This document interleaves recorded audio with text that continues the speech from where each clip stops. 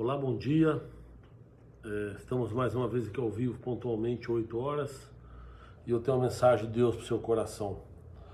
Muitas vezes a gente se pergunta, eu pelo menos me perguntava, né, por que será que Jesus fez tantos milagres, operou tantas maravilhas, curou tanta gente, né, no decorrer do seu ministério? Porque a prioridade dele sempre foi a palavra de Deus, né? A prioridade do Senhor sempre foi realmente trazer para todos nós ensinamentos sobre o reino. Ele veio para divulgar, para anunciar o reino de Deus, né? Mas nessa caminhada, nessa trajetória, ele fez muitos milagres, operou muitos milagres, fez muitas curas, expulsou demônios.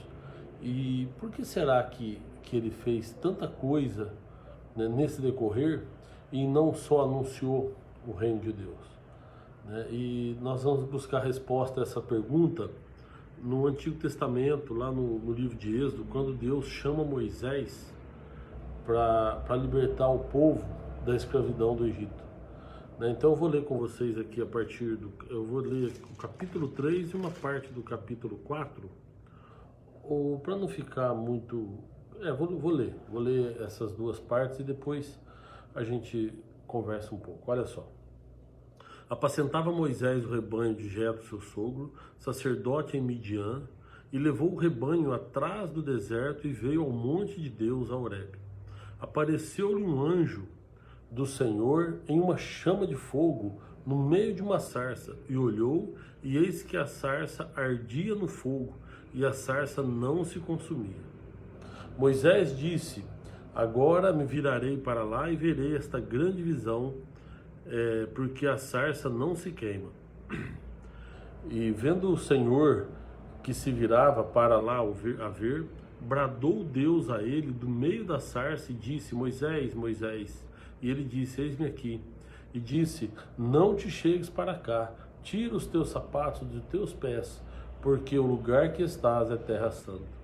Disse a Moisés: eu sou o Deus de teu pai, o Deus de Abraão, o Deus de Isaque, o Deus de Jacó. E Moisés encobriu seu rosto porque temeu olhar para Deus. Disse o Senhor: tenho visto atentamente a aflição do meu povo que está no Egito, e tenho ouvido o seu clamor por causa de seus exatores, porque conheci as suas dores. Portanto, desci para livrá-lo da mão dos egípcios e para fazê-lo subir daquela terra a uma terra boa e larga, a uma terra que mana leite e mel, ao lugar do cananeu, do eteu, do amorreu, do ferezeu, do heveu e do jebuseu. Agora, eis que o clamor dos filhos de Israel chegou a mim, e também tenho visto a opressão com que os egípcios os oprimem. Vem agora, pois, e eu te enviarei a Faraó para que tires o meu povo, os filhos de Israel, do Egito. Então Moisés disse a Deus: quem sou eu que vá a Faraó e tire o povo de Israel do Egito? E disse Deus: certamente eu serei contigo, e isto te será por sinal de que eu te enviei. Quando houveres tirado este povo do Egito, servireis a Deus nesse monte. Então disse Moisés a Deus: eis que quando vieram os filhos de Israel, eles disseram: o Deus de vossos pais me enviou a vós, e eles me disseram: qual é o nome dele? O que direi? E disse Deus a Moisés: eu sou o que sou. Disse mais: assim dirás aos filhos de Israel: eu sou, me enviou a vós. E Deus disse mais a Moisés: assim dirás aos filhos de Israel: o Senhor, o Deus de vossos pais, o Deus de Abraão, o Deus de Isaque, o Deus de Jacó, me enviou a vós. Este é meu nome eternamente, e este é meu memorial de geração em geração.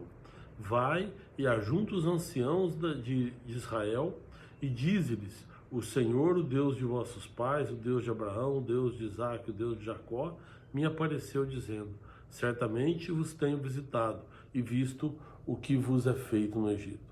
Portanto, eu disse: far-vos-ei subir da aflição do Egito à terra do cananeu, do eteu, do amorreu, do ferezeu, do heveu e do jebuseu, a uma terra que mana leite e mel. Ouvirão a tua voz, e irás tu e os anciãos de Israel ao rei do Egito, e dir-lhe-eis: o Senhor, o Deus dos hebreus, nos encontrou. Agora, pois, deixa-nos ir a caminho de 3 dias para o deserto, para que sacrifiquemos ao Senhor nosso Deus. Eu sei, porém, que o rei do Egito não vos deixará ir, nem ainda por uma mão forte, porque eu estenderei a minha mão e ferirei o Egito com todas as minhas maravilhas que farei no meio dele.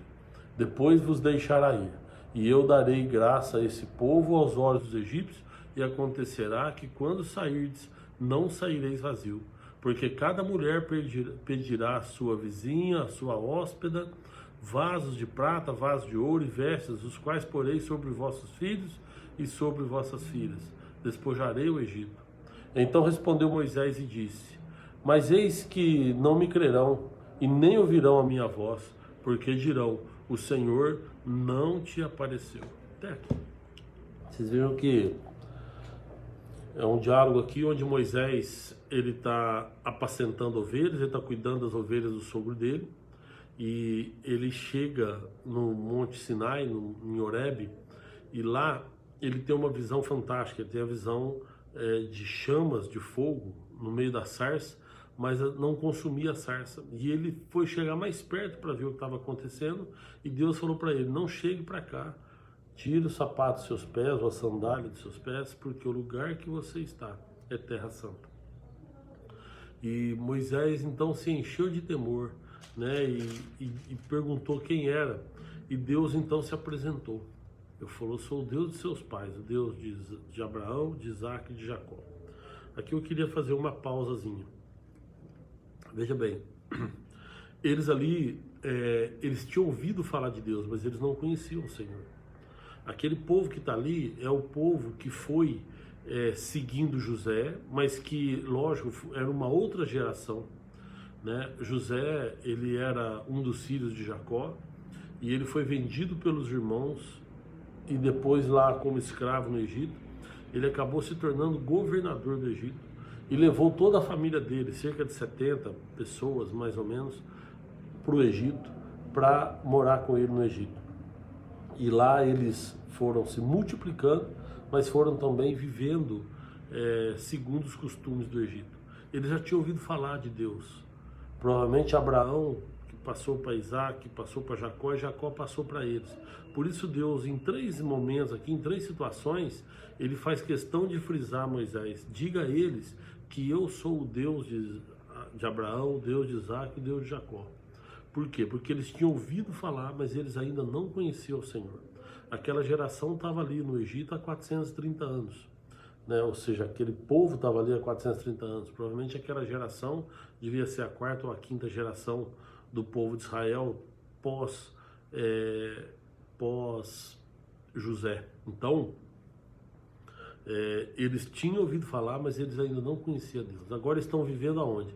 Eles estão vivendo no Egito, trabalhando como escravo e servindo a um país que, na sua cultura, eles têm o costume de adorar todo tipo de Deus, deuses para tudo. Eles criam deuses para tudo, né? Então, eles acreditavam, por exemplo, que Faraó era filho de Ra, do Deus Sol, e eles tinham as rãs como deuses também, como coisas sagradas e como verdadeiros deuses, né? Eles tinham o Nilo como um deus também. O Nilo era o deus da fertilidade, né? Que era o deus Rapi, e as rãs, que era deus Arrequé. E, enfim, acreditavam que Faraó era filho do Deus Sol, porque o Sol para eles também era o Deus todo-poderoso deles. E o povo judeu, o povo hebreu, tem então a convivência com eles e vai ouvir falar de Deus, né, do Senhor, mas eles estão vivendo ali no meio de um costume pagão, no meio do costume de um povo pagão.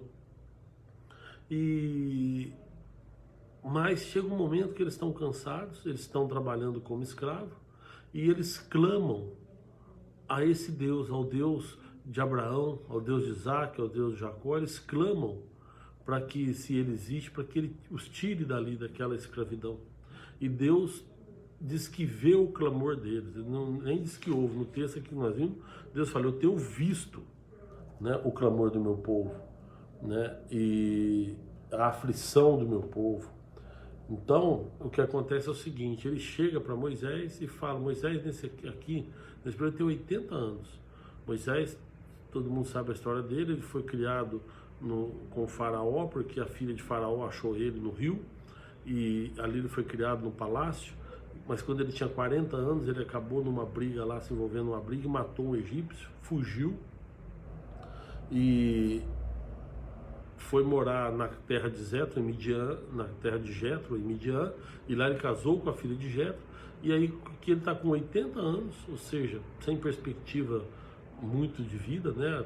Sabia que não ia durar ali mais 80 anos, talvez ele tivesse ali já perspectiva de trabalhar, de cuidar das ovelhas, esperar o fim, mas aos 80 anos de idade, Deus chega e chama Moisés para uma missão importantíssima, que é a libertação do povo de Israel que estava escravo no Egito. A gente pode perceber aqui também que Moisés, ele tinha ouvido falar de Deus, mas que ele ainda não tinha a intimidade com Deus. A partir de agora, ele então passa a ter uma grande intimidade com Deus, e talvez tenha sido o ser humano que mais tenha tido intimidade com Deus. Moisés chegou ao ponto de aconselhar Deus, e Deus ouviu o conselho dele, né, e fazer de acordo com a vontade dele, para mostrar para a gente o poder da oração. Mas então Moisés, quando Deus o chama e se apresenta para ele, e Moisés fala, como é que eu posso chegar diante de Faraó e falar com ele? Né? E Deus fala para ele, eu serei contigo. E Moisés fala, mas como é que eu posso chegar para o meu povo? Como é que o povo vai acreditar? Eu vou chegar para eles e falar o que? Olha, o Deus de vossos pais, o Deus de Abraão apareceu a mim. Eles vão perguntar como é que é o nome dele. Para vocês verem o seguinte, que eles estavam realmente acostumados a ouvir falar, mas não sabiam nem como tratar a Deus, nem como se dirigir a ele. E então Moisés fala, como é que eu vou falar se eles perguntarem o nome? E Deus fala para Moisés, diga apenas que eu sou, porque esse será o meu nome eternamente. Então diga a eles que eu sou te enviou. E Moisés, ainda assustado, eu já vi muitos pregadores falando que Moisés estava incrédulo, mas na verdade eu não acredito que ele estivesse aqui incrédulo. Ele só queria entender o que estava acontecendo, e ele estava disposto a seguir o Senhor e a fazer a vontade dele, mas ele queria entender o que estava acontecendo ali, né? E aí Deus repete para ele 2 vezes, olha, eu sou o Deus de Abraão, o Deus de Isaac e o Deus de Jacó. Então, ele deixa claro para ele o seguinte, aquele Deus que vocês ouviram falar, aquele Deus a quem vocês clamam, sou eu ouvi, eu estou aqui, e eu vi atentamente, né, a aflição de vocês, e estou aqui para libertá-los. É isso que você vai falar para o povo, né? E Moisés, apesar de relutar, a gente vê depois na sequência do texto aí que ele aceita. Mas antes, no capítulo 4, ele faz um comentário. Então respondeu Moisés e disse, mas eis que não me crerão e nem ouvirão a minha voz, porque dirão, o Senhor não te apareceu.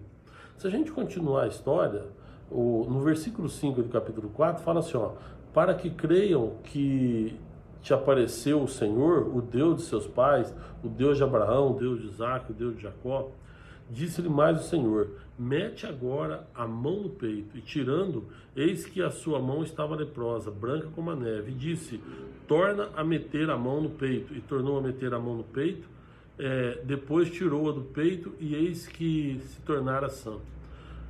E acontecerá que se eles não te crerem, nem ouvirem a voz do primeiro sinal, crerão a voz do derradeiro sinal. Então, olha o que Deus fala aqui para Moisés. E acontecerá que se eles não crerem e nem ouvirem a voz do primeiro sinal, crerão a voz do derradeiro sinal. Moisés, a partir daqui, ele começa a ser usado por Deus para fazer milagres, né, para fazer coisas assim, sobrenaturais, né? Deus tinha falado para ele pegar, o que você tem na mão? Ele falou, tem uma vara, e ele fala, joga a vara no chão, jogou a vara no chão, a vara se transformou em cobra, e Deus fala para ele, agora pega pelo rabo, pegou a cobra pelo rabo, ela voltou a ser um cajado, Depois Deus manda ele pôr a mão no peito, põe, ele fica leproso, manda pôr a mão novamente no peito e ele sara. E Deus fala assim, assim é que eu vou fazer então com você diante lá de Faraó. E aí Moisés se apresenta a Faraó, dessa vez com um pouco mais de confiança. Né? A gente sabe também a história que Moisés ainda argumenta com Deus, falando, olha, mas eu não sou eloquente, eu sou pesado de língua, de boca, e Deus fala, não, você vai levar Arão com você, que é seu irmão, e ele vai falar em seu lugar. E ali começa. E tudo que Moisés faz ali, os magos, os bruxos de Faraó também faz. Sábado teve a comemoração aí do Halloween.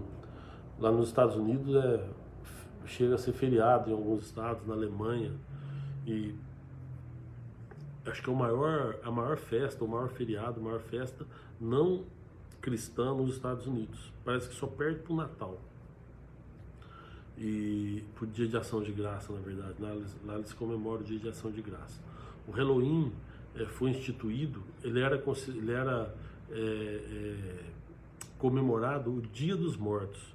E aí depois, com o tempo que passou, para ser que hoje a gente conhece como o Dia das Bruxas, né? Mas o que eu estou vendo? Que o Brasil tem trazido muitas coisas dos Estados Unidos. O próprio sistema religioso, né, tem muita influência dos Estados Unidos, mas essa questão do Halloween eu estou vendo que tem avançado cada vez mais, tem expandido cada vez mais no Brasil, principalmente na classe média, né, que em condomínios,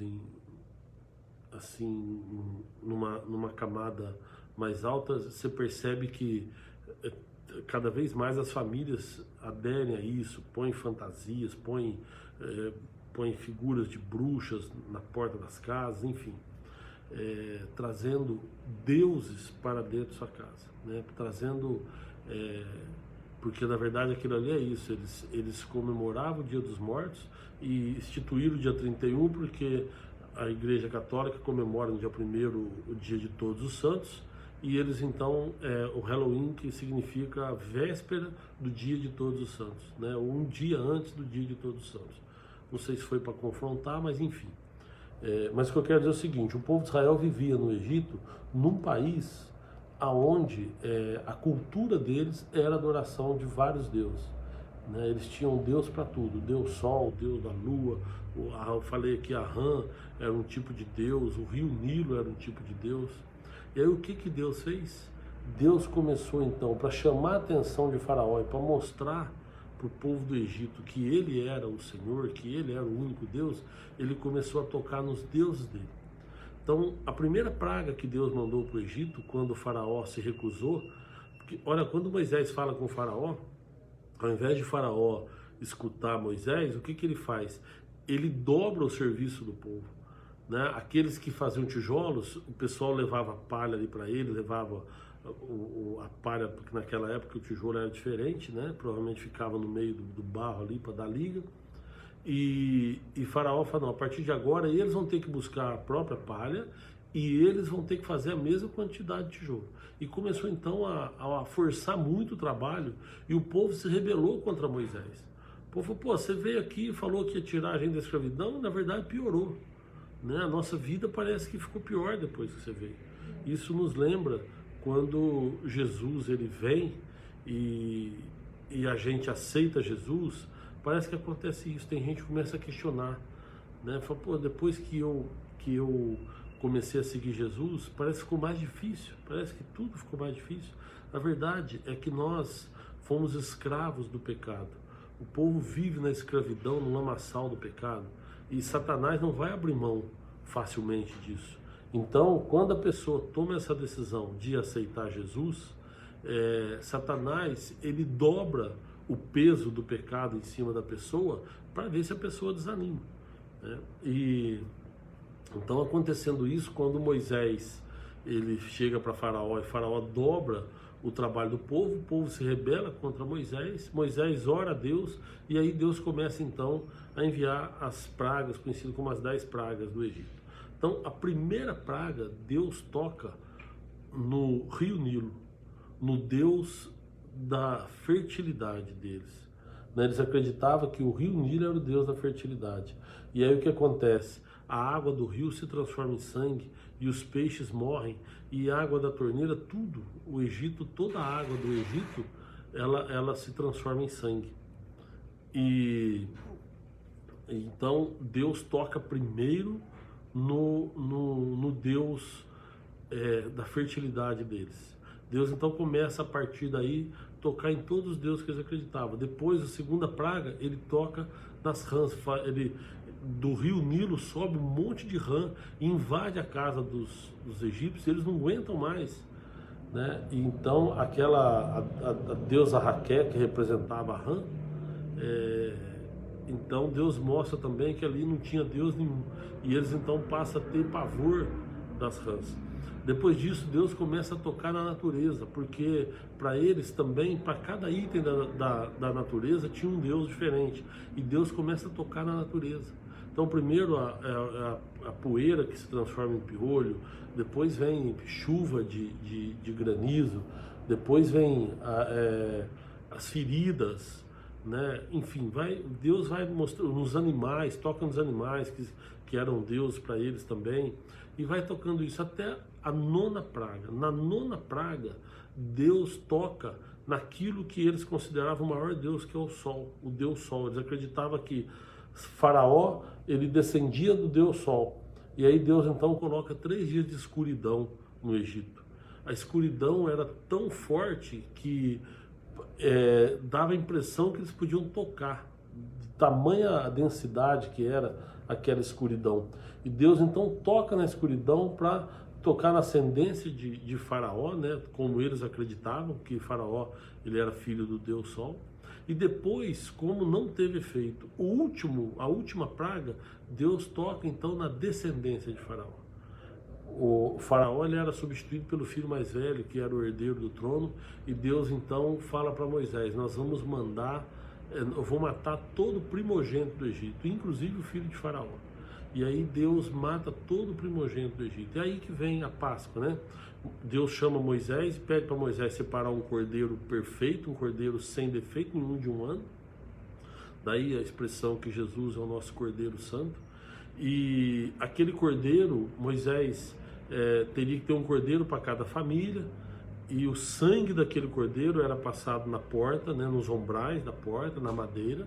E quando o anjo do Senhor veio para matar os primogênitos, a porta que tivesse o sangue, ou seja, a madeira da casa que tivesse o sangue do cordeiro, o anjo passaria por cima. Por isso vem a expressão Páscoa, que é pular além da marca, ou passar além da marca, né? Onde tinha a marca do sangue do cordeiro, não existia a morte, né? E até hoje, né? Tá certo que por uma questão até talvez comercial ou por outras crenças religiosas, a Páscoa se desvirtuou, né? Hoje o pessoal comemora a Páscoa de forma diferente, com coelho, com chocolate, mas na verdade a Páscoa foi isso, foi a marca do sangue do cordeiro na porta. E quando Deus veio para matar o primogênito do Egito, a casa que tivesse a marca do sangue do cordeiro, ele pulava, né? Páscoa, que quer dizer pular além da marca. Então, ou ir além da marca. Mas aconteceu o seguinte, então, Deus tocou em todos os deuses dos egípcios. E a partir dali ele começa a libertar o povo, a partir dali o povo sai, e aí tem a história que eles chegam na frente do Mar Vermelho, o mar se abre, enfim. E aí a história vai até que eles tomam posse da terra prometida. Mas o que eu queria deixar com você aqui uma mensagem é sobre esse trecho que está no capítulo 4, versículo 8, quando Deus fala, acontecerá, porque Moisés fala assim, olha, eles não vão crer em mim. E Deus fala para eles, acontecerá que se eles não te crerem, nem ouvirem a voz do primeiro sinal, crerão a voz do derradeiro sinal. Ouvir a voz do sinal. Olha só o que ele está falando. Não está falando ouvir a voz, sua voz. Está falando ouvir a voz do primeiro sinal. Se não ouvirem, vão ouvir o derradeiro sinal. Quando Jesus ele veio entre nós, a gente pode trazer uma simbologia. Ele veio para nos libertar do pecado. Ele veio porque Deus já tinha esse plano de salvação para as nossas vidas, e ele cumpriu esse plano através de Jesus. E assim como através de Moisés Deus operou muitos milagres, operou maravilhas, ele fez muitas coisas sobrenaturais. Através de Jesus, ele também fez muitas coisas naturais. Então, como Moisés, a função dele era libertar o povo da escravidão, Jesus também é libertar o povo da escravidão, certo? Mas aí, Moisés, como operou muitas maravilhas, Jesus também operou muitas maravilhas. Então, Jesus veio para anunciar o reino, mas para que o povo cresce, para que tivesse um testemunho, ele fez muitas coisas para que eles fossem testemunho de tudo aquilo que ele fez. Mas o povo não acreditou no sinal que ele fez, nesse primeiro sinal. Então Deus manda para nós o Espírito Santo para que a gente creia no derradeiro sinal. A gente pode também simbolizar isso aqui, mostrando que Moisés poderia ser o primeiro sinal e Jesus o segundo sinal, né? Mas o importante é a gente saber o seguinte, que Jesus ele veio para nos libertar do pecado. E assim como Deus usou Moisés e tirou o povo da escravidão do Egito e levou o povo para a promessa, Deus vai fazer isso com a igreja dele, vai fazer isso com o seu povo. Então ele mandou o seu filho Jesus, para que através dele a gente cresce que Deus, que é o mesmo Deus, o Deus de Isaac, o Deus de Jacó, o Deus de Abraão, o Deus de Isaac, o Deus de Jacó. E é esse Deus que a gente precisa conhecer. Aquele povo não conhecia ao Senhor, mas tinha ouvido falar. E talvez você tenha ouvido falar de Deus, mas você não conhece, porque você não caminha com Ele. Por isso, às vezes, tantos questionamentos. De que por que Deus faz isso, por que Deus faz aquilo, porque as pessoas não andam com Deus, não conhecem a Deus, não sabem o plano e o propósito de Deus, e aí acabam fazendo críticas, né? Assim como aquele povo já tinha ouvido falar, mas não conhecia, eu quero dizer para você que Ele é o mesmo Deus. É o Deus de Abraão, o Deus de Isaac, o Deus de Jacó, e Ele é o mesmo Deus. É o Deus que enviou o seu Filho para nos libertar do pecado. É o Deus que tem um propósito conosco, que mandou o Filho para apresentar o reino. E esse reino é onde tem vida eterna. E é para lá que Ele quer nos levar. E é esse Deus que eu quero que você conheça. Esse Deus que a gente ouve falar, mas que a gente precisa se aprofundar mais e ter intimidade com Ele. Moisés, se você seguir aqui agora o Êxodo e pegar até Deuteronômio, você vai ver a intimidade que Moisés tinha com Deus. Você vai ver a intimidade que ele pegou com o Deus que ele conheceu, né? E às vezes a tua vida pode não estar 100%, mas é porque às vezes Deus precisa mexer nos seus deuses, né? Às vezes, assim como ele mexeu nos deuses do Egito, assim que ele mostrou para o Egito que ele era o único e que aqueles deuses não tinham poder nenhum, talvez ele tenha que mostrar para nós: olha, você está servindo deuses que não têm poder. Você às vezes, e eu estou falando Deus assim, às vezes a droga é o Deus da pessoa, às vezes uma novela é o Deus da pessoa, às vezes o futebol é o Deus da pessoa, né? Às vezes uma outra pessoa, a pessoa gosta tanto de alguém que parece que aquilo é um Deus para ela. E aí Deus começa a mexer, parte financeira, às vezes o Deus da pessoa é o dinheiro. E Deus então começa a atacar esses deuses para mostrar o seguinte: olha, eu preciso eliminar esses deuses da sua vida, para que você reconheça que eu sou o único Deus, né? Então, se tua vida às vezes está tendo algum problema, se você decidiu entregar sua vida ao Senhor e está percebendo que algumas coisas estão acontecendo de ruim, não se preocupe, porque na verdade Deus está trabalhando, está limpando aquilo ali para que você seja abençoado, tá? E a vida não será fácil. Se você pegar também na Bíblia em Êxodo, você vai ver que a travessia do deserto não foi fácil. Caminhar com Deus não é fácil, mas Ele tem uma promessa para nós, que é a promessa de vida eterna. Então Deus não promete vida boa, Ele não promete, você vai ter só alegria, não. Jesus sempre falou isso, falou assim: olha, se você quer me seguir, toma a sua cruz e segue, né? Jesus falou, eu não tenho, o Filho do Homem não tem nem onde reclinar a cabeça, ou seja, eles não vão te oferecer vantagens, nem vêm te oferecer lucros. O que Ele quer é te oferecer a vida eterna. Então nós precisamos ter esse entendimento de que Jesus veio, operou milagres para que através dos milagres que Ele operou, o povo acreditasse nele. Mas mesmo assim muitos não acreditaram. E aí então Deus manda o derradeiro sinal, tá? Que é o Espírito Santo, que Ele vem agora para nos mostrar que Deus ainda é Deus e que será Deus sempre. Então nós precisamos acreditar nisso e buscarmos a salvação, buscarmos a vida eterna. Amém? Então que fique essa palavra aí no seu coração. Você sabe que assim como o Faraó aumentou o trabalho do povo, assim como o Faraó não permitiu que o povo fosse, porque não queria libertar o povo da escravidão, Satanás também faz isso.